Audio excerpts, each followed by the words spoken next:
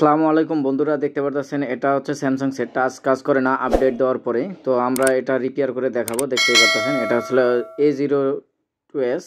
তো এখন আমরা সর্বপ্রথম সেটটা খুলে নেব। কিভাবে আমরা কাজ করি দেখতেই থাকুন। এখন আমরা নাটগুলান খুলে নেব।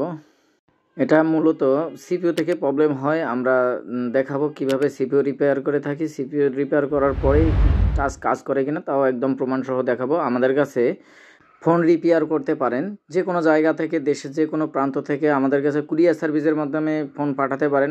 এটা হচ্ছে সিপিইউর যে জায়গাটা, এটা আমরা এখন খুলে নিব, দেখাবো কোনটা সিপিইউ।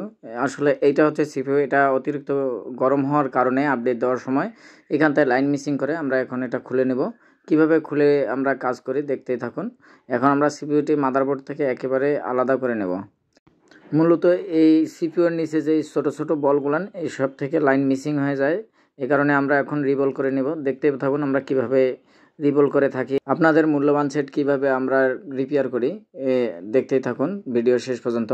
বন্ধুরা, যারা আমার চ্যানেলে ভিডিও নিয়মিত দেখেন অবশ্যই আমার চ্যানেলের ভিডিওগুলো লাইক দিয়ে দেবেন এবং শেয়ার করে দেবেন, অন্যকে দেখার সুযোগ করে দেবেন।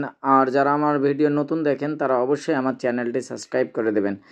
বন্ধুরা, দেখতেই পারতেছেন রিবল করা শেষ। আমরা এখন সিপিইউটি বসিয়ে নেব, কিভাবে মাদারবোর্ডে অ্যাডজাস্ট করে নেই এটা একদম A to Z আমরা দেখাচ্ছি। তো সিপিইউ লাগানো শেষ। এখন আমরা চেক দিয়ে নেব যে আমাদের টাচটা কাজ করে কিনা। এখন আমরা টাচটা চেক করে নিচ্ছি। খেয়াল করে দেখুন, আমরা সেটটি এখন অন করছি। সেটটি অন হচ্ছে, এখন চেক করে দেখব।